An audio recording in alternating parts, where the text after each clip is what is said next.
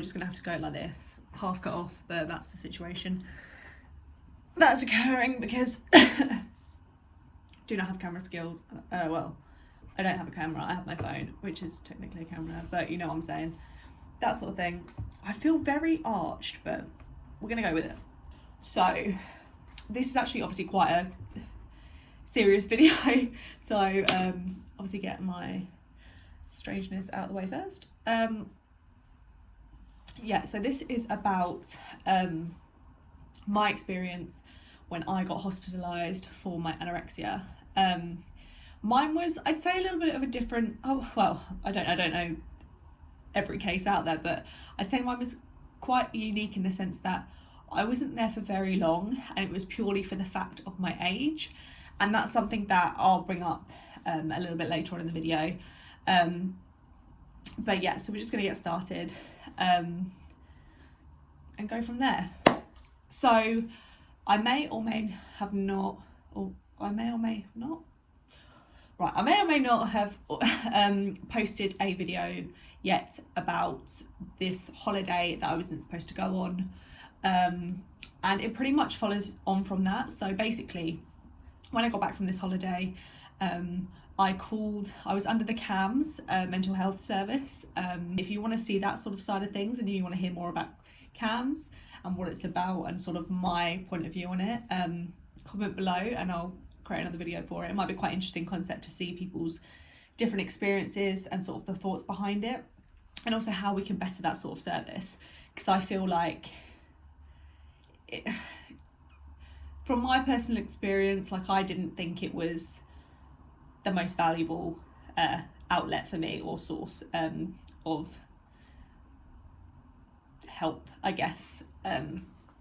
So anyway, yeah, I got back from holiday and I called this woman Denise. Denise was great, but also hated her because, like I said, well, you wouldn't have heard what I said yet, but she was someone that I really didn't like at the time, purely for the fact that she was very good at her job in terms of, she told me how it was, she didn't beat around the bush, she pretty much just told me to get together and, you know, not sort of like kind of pity me in that sense. She was very stern, and to be honest, I think she was a huge influence. Looking back, I definitely see that now. She was a massive influence in terms of my recovery at that point in my life, of which I am now very grateful for, but at the time didn't enjoy that so much. But yeah, so got back from holiday, called her, told her that I was back, and she was like very supportive of it, and she was like, okay, we need to get things moving now. And we were in contact with this woman called Jo, who I met when I had to go to my weekly meetings for CAMS, and that was to do with weigh-ins. So that was basically a weigh-in and sort of like a therapy session, and talking about how I was feeling and sort of going by what I was doing, and like a food diary and things like that. But like I said, I'll probably talk about that in a separate video, because there was some situations that I didn't personally find comfortable, and I didn't feel like really added any value to my recovery process. And that's an individual thing, that's just my deal and my opinion, and to do with, I guess, maybe clash of personalities and things like that. So separate video. But anyway, so we got in contact, well, this woman got in contact with us, Jo, and basically told me that there was, because I was turning 18, after you turn 18, you are classed as an adult, so the services that you're able to get are very limited, pretty much because when you're an adult, you make your own decisions. So your parents' influence or your guardian's influence is taken away. So basically, the only way I would be able to get into hospital, like, without my consent, would be being under 18. So basically, I was turning 18 in a couple of weeks, so we had to move pretty fast. And it was literally, so the day I got back, the woman said, she called, so mum obviously told everyone that I was back and things and getting things on track, and the woman called us and she said, okay, we have a spare bed, it's in Chalk Hill, a place called Chalk Hill, which is in East Grinstead, and the bed's open like now, so pretty much you have to leave tonight if you want it, and this is the opportunity. And pretty much at that point, I was on the hype of, I want to get better, I want to do this. Maybe at that point it wasn't necessarily for me, but it was for, oh my god, still get so, but it yes, it wasn't necessarily for me, it was for like my mum and like other people. So I was on that high and I said, let's just do it. So we pretty much packed my bags, and I think we waited for Dad to get home from work, and we drove up there in the evening. And I can't really remember the journey there. It was about 45 minutes, an hour from where we lived, so it wasn't that far. But I think I was just in the car sort of like kind of defeated at that point, but in the sense of like I just didn't want to do this anymore in terms of like living the way I was. So, and I didn't want to make my mum or anyone more unhappy or upset than they were, so I just went. Okay. So yeah, that was that. And then we got there, everyone, I think by the time we got there, it must have been about, I don't know, it was quite late actually, maybe like 8:30, 9. I was greeted by Nathan, the guy that was sort of running the establishment, and it was as soon as I walked in, it just had such a weird feeling about it. It was a very open space, so as soon as you walked in, it was kind of like, it was opposite the hospital, so it was part of the hospital facility, and it was like a cross between, not like a daycare, but you know, like the new hospital builds where they're very open planned and like kind of new, but then it just did have that medical feel, if that makes sense. I'm probably not, it's such a hard like to explain it, but I'll try and find some like photos of the facility and just sort of get a feel for what I mean. And so I walked in there, and everyone was either upstairs like in their rooms, or they were watching TV downstairs. But it was pretty much, I didn't really see anyone who was there in the facility that evening really, because I was getting shown to my room and things like that. And yeah, we sat down with Nathan, sort of talked about the process and what it would entail and what I'd have to do, and like my meal plan. So he gave me a sheet which had, you were allowed to pick three things that you didn't like. So if they were on the menu, you didn't have to eat them. You'd get the other option or whatever else was available. And I think I really regret my choices, because a lot of things that I had I didn't actually enjoy, and the things that I chose didn't actually like, were not even on the menu. So that was really good choice. But I think I chose, massive regrets as well. There was one part that was just not okay for me. But it was bacon. I think I chose bananas. So that was still a good shout. Bacon, bananas, and there was something else. But there was specific foods that you weren't allowed to not have or not choose. So things like pasta and like carbs, something like that. You weren't basically allowed to cut out food groups. And so I did that. I sat down with Mum and did that, and Dad. And then he said to me, can you do a snack before you go to bed? And I was like, again, like I said, I was sort of on that hype, and I said, yeah, okay. So I had a glass of milk, and I think I had 2 biscuits, and that was my snack. And I'd never really had milk before, like just drinking it, like it was definitely not a thing when I was obviously in my eating disorder, but I had it, and then it was time to like say goodbye to Mum and Dad, which was really hard. And they sort of left me, and I went up to my room. And you're not allowed to take your phones and that into your room, especially when you're new as well. So you had to give your phone in and stuff in the evenings when you went to bed. And the room that I had, the only room that was left available was a disabled room. And the reason why I bring this up is because it was bigger than the other rooms, and there was nothing in there other than your bathroom and your bed and a desk. And obviously at that point, that having that much space and coming into this like new place was really hard, because it's just you in like those four walls, and sort of like a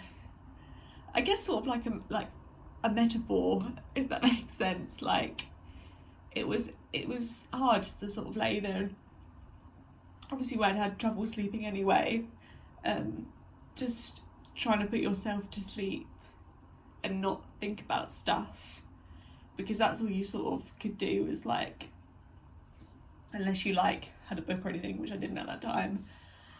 Actually no, I think Mum did pack me a book, but I just didn't read. But it was just one of those things, yeah, like having all that space and just feeling like all by yourself. So that was really hard. And it was pretty quiet, and you'd have people who were on the night shift who would just make sure no one was doing anything in the evenings and things like that.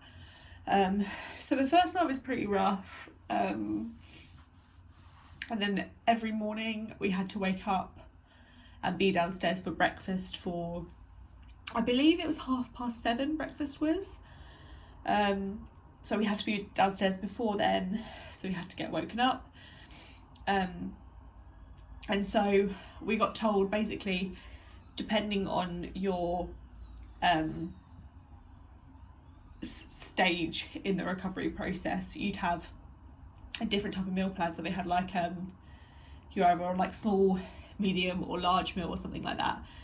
And I think I was on medium, and this was one of the things that actually was quite triggering, and you can see the reason why it'd be quite triggering.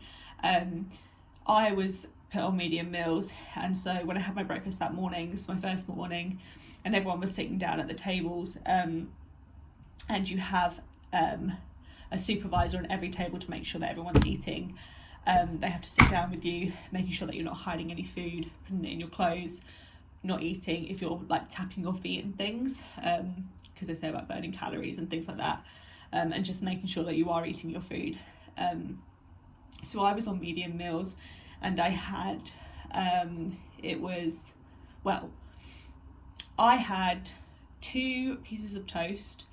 I had it with jam, and they did all they put the jam on, they put the butter on, they made sure that everything was on there. And I had cereal, so it was brown flakes, I think I had, with milk. I also had a sugar packet as well with the cereal, and it was measured out milk. I think it was about 250 ml. And I also had a glass of squash, and I don't know if it was water or milk, one of the two. And that was my breakfast. And for me, like thinking like a normal person, I was like, that's quite a huge breakfast. But like I sort of went into this whole process like, let's just get it, I was just in focus mode. I was like, okay, let's just eat it and be done with it, sort of thing. So although it was quite slow, like I finished it, and that was breakfast done. And you got, and that was it. And you obviously sit with other people, and you're not allowed to really talk at the table. You just have to focus on your meal, and just so you're not getting distracted by anything. And you had a certain time that you had to finish your food. I think we had 10-15 minutes to finish food.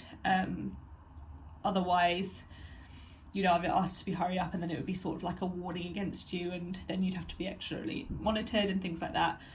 You weren't allowed to go to the bathroom at mealtimes, and it was always locked, so whenever you had to go to the bathroom you had to ask, and again they were just waiting outside to make sure that you weren't either throwing up or throwing away food or anything, which I completely understand why they do that, but it was also hard because I think sometimes you just need to go to the toilet. And I feel like it was always like a speculation that you were going to do something, and I know that they don't know everyone's case in that extent, and you don't know what people can do and what they're capable of, but like that was quite different for me. I hadn't really thought about that sort of thing before I went in. I remember one point when I asked to use the bathroom, and I think I just felt like I'd eaten way too much this day. I'd felt really bloated, and I asked to go to the bathroom, and I was in there for quite a while, and I was just over the toilet debating whether or not to be sick. And it was sort of like a battle in my head to be like I don't want to do this because it just shows that I'm failing, and I don't want to fail, but also the eating disorder is so strong that I'm more inclined to listen to it, and it was just a constant battle. And I tried to put my fingers down my throat, and I don't think I managed to get anything up. And I think as well I started to, like, you could sort of hear, you would have been able to sort of hear me do it outside, so I didn't want to run the risk, I guess, of the consequence of staying longer than I needed to. So it was sort of like a win, obviously, situation, because I hadn't managed to achieve what I was going to do, but at the same time it just sucked. But yeah, anyway, so that was sort of the meal times. And then you sort of like, I was with other people, so there weren't just other people in there with anorexia, although I think that was the majority. There was some with other mental health issues that were also in there, and people have been sectioned and things like that. So it was like a mix, but majority did have eating disorders. So that was the first day, and then I had my laptop and I was just playing on Sims, because we weren't allowed internet or anything like that, or we could go watch movies, and you just had to sit around the whole day. I wasn't allowed to walk about for more than 10 minutes. They'd always ask you what you were doing if you were standing up and things like that. So I had to pretty much just sit down the whole day and do nothing. And that for me was probably one of the hardest things. Like, just to not have that is so weird. It's such like a natural thing, and you feel like just that one simple thing that people do on a regular basis you're not allowed to do. That was hard. So yeah, I just sort of like tried to not think about stuff, so I'd like play Sims, but then eventually get bored and things like that. And then I started speaking to this girl who had anorexia as well, and she'd been there for quite a while, and she was asking me what I got given for breakfast and what meal plan I was on. So I told her I was on a medium, and that I had this for. She was like, that's a large one. And in my mind, this is what I was saying about how this can be quite triggering, because I was like, what? She was like, yeah, they've given you a large meal plan. And I was like, well, I'm supposed to be on medium. And immediately my head just started going, and I was like, I've already eaten too much in the day. They've given me this meal plan that they haven't even like correctly given me. And I was just like, if that, like, sort of like a trusting thing, I was like, well, so what does that mean for lunch? I'm going to be having larger portions. Why am I not having what I've been told? Like, why am I having more food? Like, I'm not. Like, immediately just went off in my head. And I didn't radiate that to her, but I just said, oh, like, sort of thing, and didn't really bring it up anymore about it. But, like, my head was, like, going. And there was so much miscommunication there, and you'll probably hear more about it as I carry on talking. But there was such a miscommunication there, like, all round.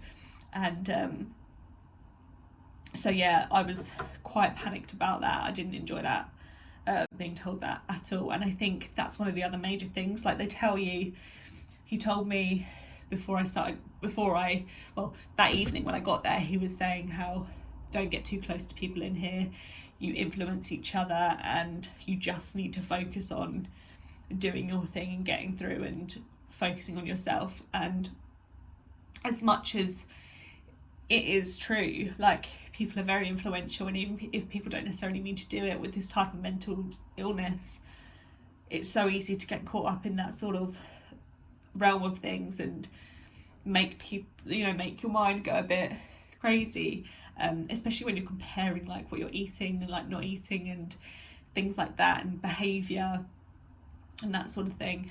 But at the same time, you want to build friendships, because that is literally the only thing that's going to get you like through. Like if you isolate yourself so much, like you just feel more alone. So I guess being told that you can't, like, it's like a double-edged sword sort of thing, like it's not gonna do you any good whatever way you do it, I guess. So that was again another challenge to like sort of grab hold of. And for me, I think looking back now, I think that sort of thing triggered me more than I thought it did, in regards to like my friend saying that and being like, oh yeah, you've had more than you should have, basically. And I remember I sort of had like a strategic plan, because obviously you weren't allowed to do exercise and things, but depending on the stage that you were at and if you were following like the rules and things, you were allowed to go exercise. They had a little leisure centre in the building where you could go in there. I think they had about 10 minutes or something in there, and I wasn't allowed to go because obviously I just got in there and I wasn't supposed to be exercising, which sucked because it was like basketball and things like that in there, so it was like obviously fun to do, and they got to go on walks and stuff outside and activities, and I wasn't allowed to do that for the first couple of days because I had a short stay. I think maybe it worked for that, I don't know, and if they had to see that I was eating to be able to do that. I think it was the second week that I was actually allowed to go outside and do things, and so I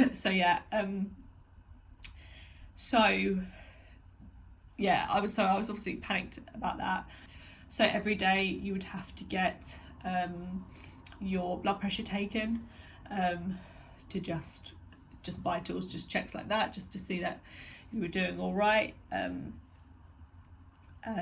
that was like a regular daily thing every morning.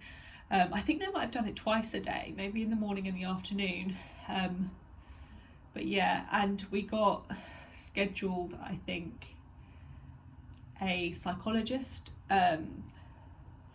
which I think I got mine maybe in the second week, which was interesting, and I'll come around to that. But yeah, again, like, so we had breakfast, snack, lunch, snack. No, sorry. I think it was breakfast, snack, lunch. Just trying to think. I think it was breakfast, lunch, snack, dinner, snack. So 3 meals, 2 snacks, I want to say. Or it was 3 meals, 3 snacks, I can't remember. But either way, pretty much like it would be like an hour and a half or something that you'd have your snack after each meal, pretty much. And so every snack pretty much consisted of a glass of milk and a Nutri-Grain bar. And I kid you not, I have never touched a Nutri-Grain bar to this day since, because I don't enjoy them. Do not. At first I was like, oh, but absolutely not. I think I've had enough to last me many a lifetime. So that became less enjoyable. And as I was saying before about me choosing like the foods that I didn't like, basically there was one, was it a snack? I think it was a dessert after dinner. Yeah. So you had the dinner, and then a dessert came, and it was rice pudding. I was like, great, love a bit of rice pudding. It had cinnamon on top, and I kid you not, I was literally almost sick at the table. Like my, how do you call it? Like my tolerance, or like my sense of cinnamon is like through the roof. and I kid you not, the most vile experience of my life. I just didn't even, at that point I was like, why did I not choose cinnamon? Why? So basically it came, and I think this happened, I think this happened quite, maybe that was in the second week too, but I was eating all my meals, I was doing really well, and yeah, like I was eating it, and I was like, I said to the person, I was like, they could see me struggling, like, to not be able to eat it, and I was like, they were like, come on Charlotte, hurry up, you need to like finish your rice pudding. And I was like, I'm really struggling to eat this. I was like, I will have the alternative. I just can't eat this. I was like, I really can't eat it. And they were like, well, you don't have a choice. They're like, not everyone has that choice. You should be grateful for what you get. And I said, and I was like, just sitting there, I was like, pretty much gagging at this point. And I was like, I'm not refusing to not have something else. I really just can't eat this. I'm getting upset about rice pudding, but it's true, like, I was like, really, I think why I get upset was because I was really trying. I'd like really tried before, and I hadn't refused anything. I was very like, you know, willing to like make best of this and like conform to everything that they were giving, and it was just such a struggle to be like, it's not like, I think at that point it was more like they saw the eating disorder over who I was, which I think was what probably was quite hard, because I wasn't refusing to have anything else. I just said I can't eat this, and I was like really physically struggling. Like, they don't want people to like be sick and throw up, but they were going to make me be sick and throw up by eating this, and I felt so sick after I'd finished. And you weren't allowed to go to the toilet. I think it was like half an hour after you'd had your dinner or your meal or whatever, and so I was like literally on the sofa, like really trying not to be sick. Afterwards I managed to finish it, but I was crying at the dinner table because I was just finding it so hard to eat, because I just couldn't tolerate it. And yeah, like I said, I think it was more the fact of like they saw the eating disorder over actually me, and just being like, come on, like, I'm still a person, I'm trying my hardest, and I'm just saying, give me something else other than rice pudding. But that wasn't good enough. And I think this is the point where, like, it's very hard, because like I said before, like the capabilities of people and like the illness, I completely understand that, but you have to also listen to, because we're still there, still intelligent, like still know there is that person, like there is me still. And I just felt like that completely got undermined and shut down. And I think it happened a lot there, to be honest. Like I said, with the psychologist, which I'll talk about in a second. But that was a really hard meal for me, and I just felt sick the whole evening, which wasn't nice. So pretty much when I first started there, well, yeah, pretty much from day one, you got weighed every morning. You do that very early in the morning, before breakfast, and that would be taken. And we weren't allowed to see the numbers, they just wrote them down. Then either went back to bed or just got ready for breakfast. You'd have to go down, like you go down in your clothes, but then you'd have to get the gown on and just get weighed like that. And there was one time where we had to get our bloods taken, and the guy that I had,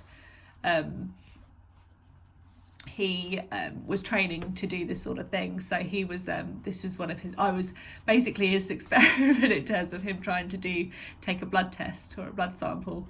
And I think it was in my, well, it happened in both arms eventually, but he tried multiple times. I think he must have gone a good 6 times in my left arm first, and where my veins were so thin and just unable to get them to the surface or anything, not be able to get much blood out, either through like dehydration and things like that, just couldn't get any blood, couldn't draw any blood, and he was just constantly prodding, and I had these 2 identical like black bruises in my arms, and I was like, oh no, it's fine. He was like, oh, I'm really sorry. I was like, it's fine, like just got to do your thing, but I was like, this is not okay, it hurt, but you know, you have to practice some way, sort of thing.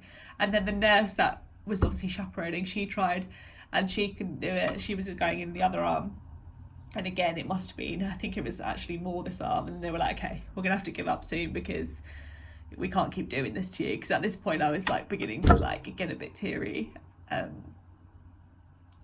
and so I had to get, luckily the hospital was just over the road, but I had to get wheelchaired over because I wasn't allowed to walk, and we had to wait to get the blood test there by the nurses over there, and luckily this time she did it and it got in, but then that's when I started to cry, like I am now. And I think it was just because I just had a bit of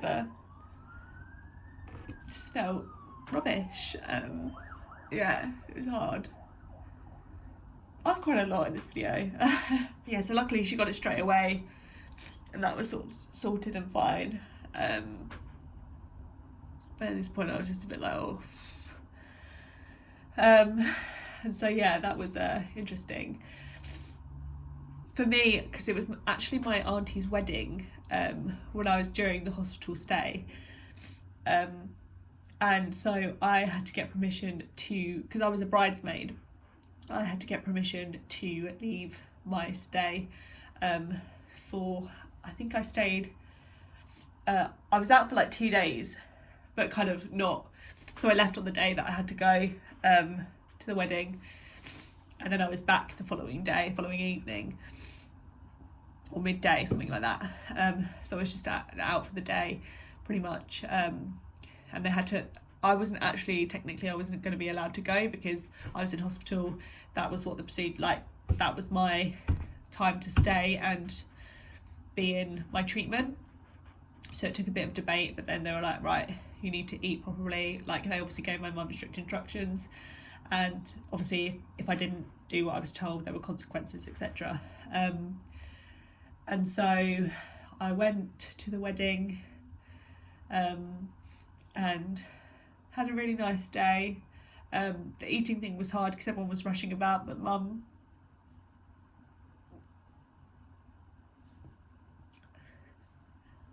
I think I just cried because of my mum. But she always made sure I was eating, making sure that I was getting it in, and I was getting a bit stubborn because I think obviously it was harder because I had that freedom, like sort of, so I felt like I could subconsciously take advantage of that and be like, oh no, I haven't had lunch, but she'll forget, like, but obviously not, like, of course you wouldn't. And just made sure that, yeah. And then at the wedding, obviously it's hard to monitor because it was like a buffet, and obviously there was loads of people there, yada yada yada. But she made sure I ate, and I did eat something, and that was sort of it. And then I came back and resumed my stay. Then there was also, you could have a day where your parents would come and you could have a day out with them, or just like go out for lunch or something. And this is where it's sort of, so you could go out with them for like lunch. And then there was also a time where they were invited to the facility, to the treatment centre, and they'd have a meal with you. I think both of these times were really, really difficult because it was one, a massive test, and also sort of trying to conform to what you've been told to do and what to follow, and how many calories to have at lunch, and what not to do, what to do.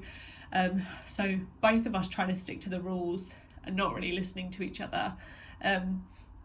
I remember the time we went out into the town just in East Grinstead, so I was only out for the afternoon with them, and we had to go get something to eat, and we went to Greg's, and sat down in there, and it was really difficult to find like a food of choice, because we were walking around for ages trying to find like something that I could actually eat and actually met the calories and met the requirements, and there was a lot of bickering about it. And then we got to Greg's, and it was really hard to sort of choose what I could have, or like it was you get so caught up with like the numbers that you're told to have and like what you can have, and having a balance, having everything. And when you're out there on your own, it makes it 10 times harder, and if you're with people as well, if you're with your parents and stuff, like it's a lot harder. And we got into this predicament because I was saying about there was just like a massive miscommunication. So I think I ended up having like a soup and a roll, and I was saying about whether I needed to have like 1 or 2 rolls because I didn't know how much I had, and we just got into this massive argument because I think they took it as I wasn't going to have the roll, but really I was just saying, trying to understand if I needed more or less. Like I didn't know, they didn't know, and that was sort of the frustration that sort of built from it. And I just sat there crying, eating my soup, and it was just not a very nice day. And I think we all went away a bit disheartened, and I think that's what made it worse, because we'd go back and then they obviously had to go, and then I was just left again on my own, feeling sad, but also more sad that, like I said, I'm like letting them down and making them unhappy when they're just trying to help. But also like battling with the idea that like I was eating way too much, or if I didn't have what I wanted, like if I didn't do what they said, like, you know, would it be enough? Because obviously they're to report back like what I had and stuff. So that was hard. That was a real struggle, and I think that's something that we struggled with outside when I finished my treatment as well. Especially for the first part massively, and then there was this time, I'm going to cry again in a minute, so be warned. There was the other time when they were allowed to come into the facility and have dinner with us, or food, and it was all agreed that we'd all eat together, all of us, and so it was me, mum and dad, and like we got our meals. I obviously had, well, I like had a choice between 2 meals that I could have, and that's what mum and dad would have as well, and it was all agreed. And then so we sat down, but dad didn't have anything, and I remember just getting so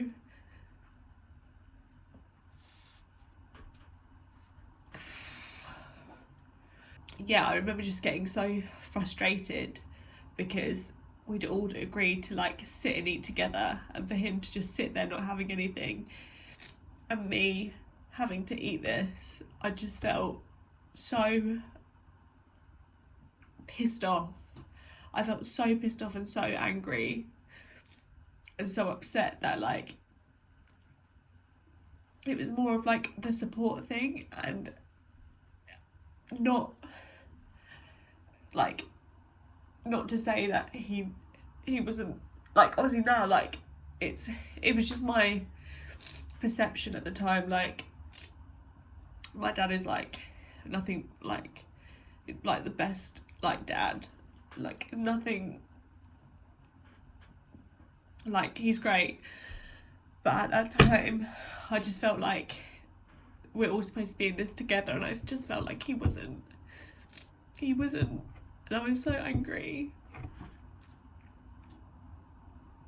And I said to him, you're supposed to be there and have dinner, and I just found it really hard because I was eating and I didn't necessarily want to do it, and I thought we were sort of all in it together, and it just felt like we weren't. Obviously that, like I said, that was like my interpretation at the time, and I just found it really hard. It was hard. That was a hard day, and I got so frustrated. And I don't think, like, obviously from his, I don't think he's ever really understood it, and that's not his fault. It's just, it's such a hard thing to understand, and I don't think, to this day, I don't think he understands it. Like, he's always been very supportive, but like, yeah, like I said, like, I don't think he's ever understood it, and I don't think he realised that that's what it felt to me at that time. So, but that was really hard, and I think that's one of the challenges that comes with it all, is that, like, trying to make people understand how you're actually feeling, and have that separate to the illness itself. But yes, that was a difficult day, as you've all just witnessed. So let's talk about the psychologist session, shall I say, because I only had one, I think, and cut short, which was something else, shall I say. But it was so yeah, I got one of my sessions, and it was, I think it was just before lunch or whatever, so like not the best timing. And yeah, she sort of sat down and was like going through that, oh, I'm a psychologist, yada yada yada, and then was like sort of me asking stuff, but not really, I guess, sort of more leading questions and sort of giving me dead end questions, or my responses would have to be a dead end answer, and like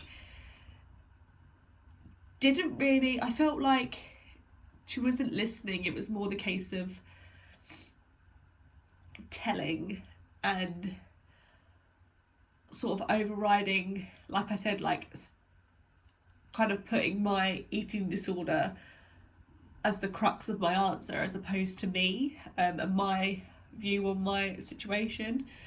And then she asked me like an in-depth question, and I remember like I was sort of like trying to explain my side of things, and like sort of actually starting to open up about it and sort of talk about it a little bit more. And then she literally, as if she wasn't even listening, I think she like looked at the clock and went, oh no, it's lunchtime, cut me off mid-sentence, didn't even offer to like ask me back after lunch. It was just, that was the end of my session, that was it. So I hadn't even explained really how I felt or what was going on, and she hadn't listened. I had to go eat my lunch, and I never heard of it again, ever again. And I just felt like, that isn't doing your job. Like, I completely understand, like, I have to go have my lunch, like, that's the rules. Completely get that, it's not the issue. The issue is that you didn't even bring me back to sort of go over it again and be like, okay, let me listen to you and do what you're supposed to do. How did that benefit me in any way? If anything, it pissed me off even more, and was probably a bit like, well, I'm not going to say anything now because it's not getting heard anyway. And that was one of the things that I think really put me in a bad place with that situation, because it was just pinnacle in the sense of I wasn't being heard, I wasn't being listened to. It was, you're just completely 100% your eating disorder, and you're just not a person. And that was my therapy, and I don't know if you call that therapy. So that was not an ideal situation, and that's something that has got to change. And I appreciate the fact of like NHS stresses and, you know, time, but put in valuable time. The valuable time would have been the time after, not the unbotheredness beforehand. Like, that's what annoys me about the situation. And so nothing came of that. Didn't feel any benefit to it, and wasn't really ideal. But she had a lot to say in my overview at the end of my stay, which was a load of shite. I got angry in there. well, upset, angry. So not a lot of people knew that I was in hospital. I think my family knew. Well, my family knew. My friends were still in Turkey, so they didn't actually know that I'd gone to hospital. So only a couple of my family members came and visited. And I know, like, it's only 2 weeks and things, but like when you have nothing to do and you're just feel like you're like ironically wasting life and just not, you're just sort of sitting with your own thoughts, it's really hard to sort of, I guess, feel better about any of the situation that's going on. And obviously if people don't know I'm in there, like, not that I would never want it shouted from the rooftops, but like, yeah, I think it was hard because as much you don't, yeah, you like just feel lonely, I think, which makes it harder. And yeah, so that was hard, but not anyone's fault, it just was what it was. But it was probably the longest 2 weeks of my life. So another, this was not very good at all, but like basically obviously you weren't allowed to do physical activity, and pretty much I had nailed how to get away with doing it. Well, yeah, get away with doing it. So which is not anything to be proud of. If anything, it just shows the severity of my illness. You'd go to bed, I think bed was 8ish or 9, maybe earlier, like 8, half 8, yeah. You had to be in your room or whatever. And so I'd always have a shower every evening before I went to bed. And I'd either go up early, so there was staff up there, but they didn't really check that much at that time. And so I would have a half an hour, 45-minute shower, and then go to bed. But in that time, because I had the bigger bathroom, I was able to do the exercises that I was doing previously at home. So like my 1,000 sit-ups, my 10 exercises of 1,000 reps, I was able to get through them whilst the shower was on, so they couldn't hear me, and I did that every single evening, and which may have been the reason why there wasn't a massive fluctuation in my weight, or a massive weight gain, albeit I know I was there for only 2 weeks, but there should have been more of a change. I don't think I really put on that much weight, or as much as they said that they would have typically have seen, based on what I was eating, and so I did that religiously every evening, without fail, and never got caught for it ever. And I don't know whether that's because I was sort of, this is what's quite scary, is that I don't know whether it's to do with the fact that I was relatively trusted because I was a little bit older than the others that were there, did what I was supposed to do, and never really, didn't cause any trouble. So whether it was just the fact of, thinking that I was just doing nothing, and that sort of trust, which is really, really bad. I kind of flew under the radar in that sense. And I guess that's how I sort of kept a bit of my sanity, because I knew I could do a little bit of exercise in the evening and feel less bad about what I was doing. but also just exhausted at the same time, because what I was doing was like very tiring. And the fact that where I was eating a lot more food and volume, I felt constantly bloated. I was very constipated. I know it's a bit of a TMI moment, but it's true. Like, I was so, because my digestive system and my metabolism was not used to this amount of food and this range of food as well, I just couldn't really process much. And that was a really uncomfortable feeling, because obviously when I felt bloated, I felt even fatter, and that was a vicious cycle. So exercising a little bit sort of helped me not think about it too much, but that was hard.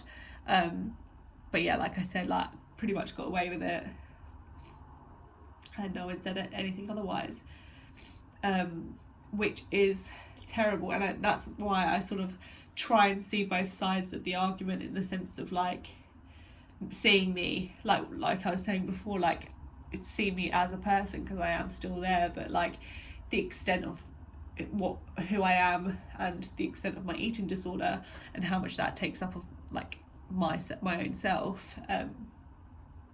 In some situations it is difficult, and this is why there are trust issues there. I completely understand it, but it is hard at the same time, like when you're battling that with yourself, because you do have your moments where you are just yourself and you want people to see that and not have something constantly be related to your eating disorder.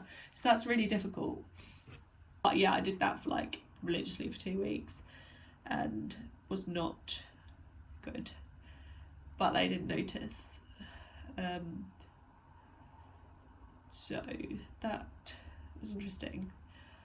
They had like activities and things that were arranged for us. Like, we did a t-shirt. I think I've still got my t-shirt. I don't know if I brought it with me, but we made, I can't remember what they're called now. Like, you know, like the washout shirts, like we made those. That was really cool. Like the tie-dye shirts. That was pretty cool. We went for walks around just the estate, or the area, sort of bit like the hospital grounds, which is quite nice to get outside. But most of the time we just sit and watch movies, maybe play cards, that sort of thing. And that was really it. Obviously you chat to the girls and things, but not massively. I was pretty much just sort of doing my own thing. And yeah, but I think one of the main points I have was to do with the communication, because like I said, like from going in, getting my meal plan wrong, that was just starting on the worst foot like possible. And also, so when I got to the end of my stay, you have like an evaluation with a meeting with everyone who's sort of involved in your whole treatment process. So that included the lady Denise that I had worked with in CAMS before, Joe, who got me the bed in the facility at Chalk Hill, the people at Chalk Hill, the psychologist, my other psychologist that I had outside with that was associated to CAMS. So like an array of people, and they sort of evaluated your progress and what they thought. And so pretty much what mine concluded was, they asked me how my stay went, and I was like, yeah, it was all right. Like, I didn't really give much on that front. I was just like, yeah, it was fine. So they sort of put their 2 cents in. It was like, well, obviously looked at my weight and said it's not as much as they would normally expect. And they felt, well, the psychologist started being all like, saying, no, I think you're still very, very unwell, yada, yada, yada, like acting like she'd listened to me with actually no valid point. And that sounds very rude, but it was so true. Like, I'd never been so frustrated and not being able to say that. I'm sort of one that keeps that sort of side of things in and will just sort of hold my tongue, I guess, and just listen to what people are saying, and then just not really show how I really, really feel, and sort of let that side of things show. Quite a closed book, pretty much. And so yeah, they were like, giving to this conclusion, just being like, you know, they were like, they questioned the ease of my stay, and being like, you never really complained, like you just like you done like ate all the food, and we don't understand why you did that, pretty much. And that's when I explained, I was like, well, I was here for a purpose, like I just wanted to get my head down and like get it done. And maybe that was the wrong approach, because I wasn't actually facing the problem, if that makes sense. Would that actually happen if I wasn't here? I was just, they were like saying, basically they were saying that I was eating to get out. They were saying a lot of people just eat to get out, and I understand their point, but I also think they need to see it as a point of, well, it just, I think what annoys me is that there always has to be like, you have to make a fuss in order to show that you're unwell, or like you have to make a fuss. Those who are making such a fuss about something get everything that they want, or like get the attention that they need. And I think that's what frustrates me about the system sometimes. And I feel like just because I didn't kick up a fuss doesn't mean that I haven't improved, or doesn't mean that because I didn't kick up a fuss that means I'm not very well. It's pretty much what I'm trying to say. I feel like I said that very wrong, but like, yeah, I feel like because I wasn't kicking up a fuss, I immediately was very unwell, and that I was doing things that I shouldn't have been doing. But it's like, well, how can you win if I kick up a fuss and I get that I'm getting what unneeded attention? Like, I'm not. It's such a hard juggle with everything. So what is the right or wrong way to approach it? Like, I don't know. I feel like, why do I need to kick up a fuss to show that how well or unwell I am? And they obviously took it as, well, you didn't kick up a fuss, so you must still be very ill. And basically what concluded from it was, they were like, well, we'd like you to stay another week. And I got really upset, because I was like, I don't want to be here anymore. I'm done. I did my time. Like, this is so silly. Like, at that point I generally felt that, and I was just like, oh. And then we sort of like, I guess we sort of came around to the fact that I would do daily visits, so I'd go every day and not sleep over, and that was the agreement. And again, this is where the communication thing lies, because I think even my mum gave up at this point, because I don't think she even really agreed with some of the things that had happened. I agreed to do that week, the next week, and go the week after. So basically I got there, so I went home for the weekend or whatever, and then I came back and they said to me, oh, you're back? And I was like, yeah, I was told I was there for daily visits, to have meals with you guys and then go home. And they had no clue that I was like there or not there. I think they raced through like to try and find my meal plan and get me some food, but I was like, they didn't have like anything for me, bearing in mind that they told me that I'd had to come back and do this week, and then I come back and you're questioning why I'm there. And I just think, how can you just, from that short of time, how can you just fall off of the radar like that? How can you fall off the bandwagon? How can that be lost in translation like 2 days after you've been set this? And I just think, even like I told Mum, I was like, so I've just got here and they don't even know I'm supposed to be here. And I think at that point Mum was just like what is going on? And I don't even know, did I even go back after that? I don't even know if I went back, and I don't even think it got chased up after that either. I feel like there was no follow-up. I feel like I was sort of left to my own devices, and that was it. There was no conclusive stage, there was nothing. And I don't know whether that was to do with the fact that I'd turned 18 and then it was just like, oh well, she can make her own decisions now. And that sort of like left as is. and that was it.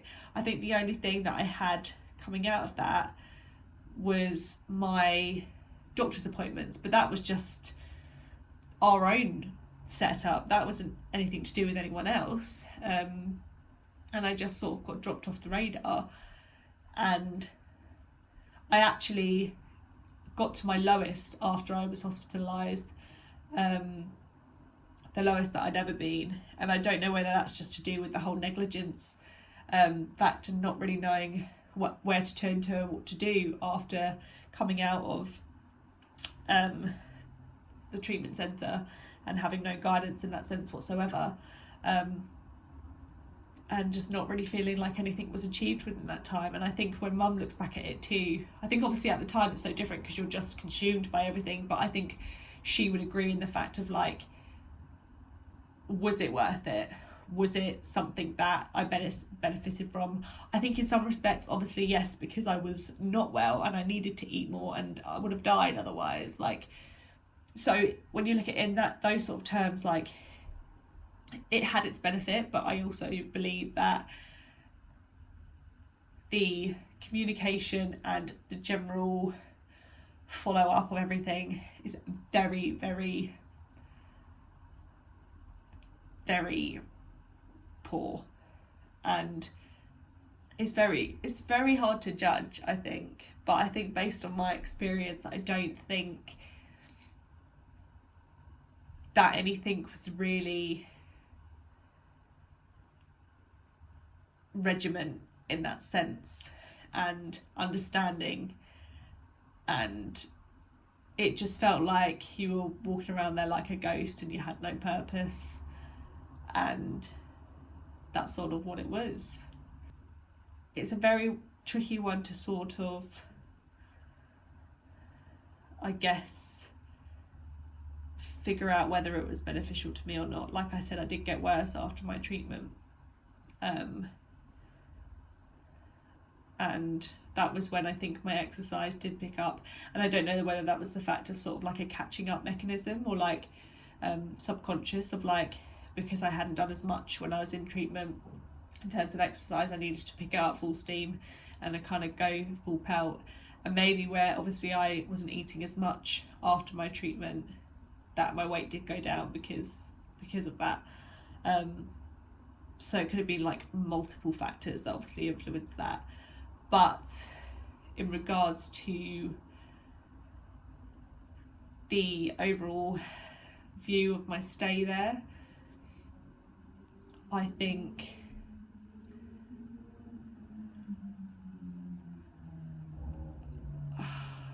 I feel like it's too much of a comfort place for people, and I don't think it's a place that fully understands what they're treating. And I don't know whether that's a bold statement to make or not, but I feel like for such a delicate subject, there is not a lot of, I guess, thought. But yeah, I think one of the things that I'd like to sort of change about this whole system is, I guess maybe it's to do with the transition from hospital or just into a different stage of the illness and treatment, and sort of addressing the problems and addressing what actually influences the aggressiveness of the disorder and the triggers, and like actually addressing things head on and sort of listening, because I feel like it's one of those things that, like, if you haven't experienced it, you don't know the full extent of it. Like, that's just with anything. But like, and I know every case is different, like I said, but I just feel like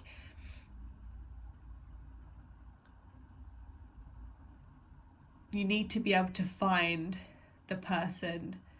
You need to be able to like separate the illness from the person sometimes and really listen.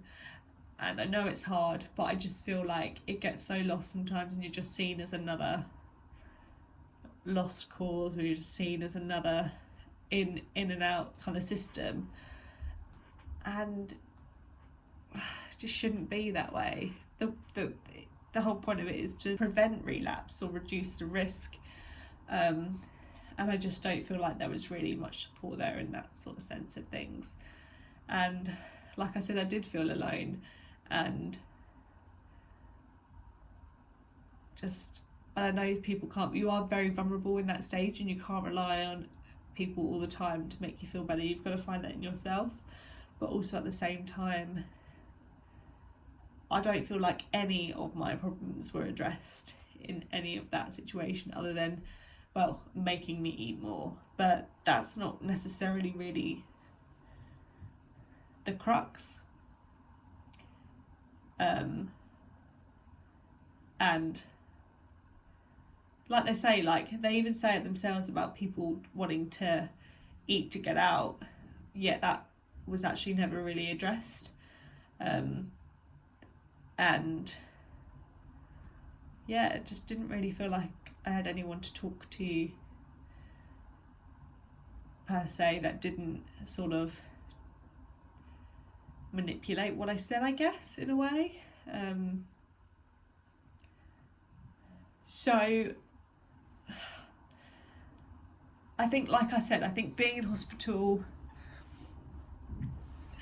serves its purpose to an extent, but actually directing the psychological aspect of things and the mental issue is a whole different story.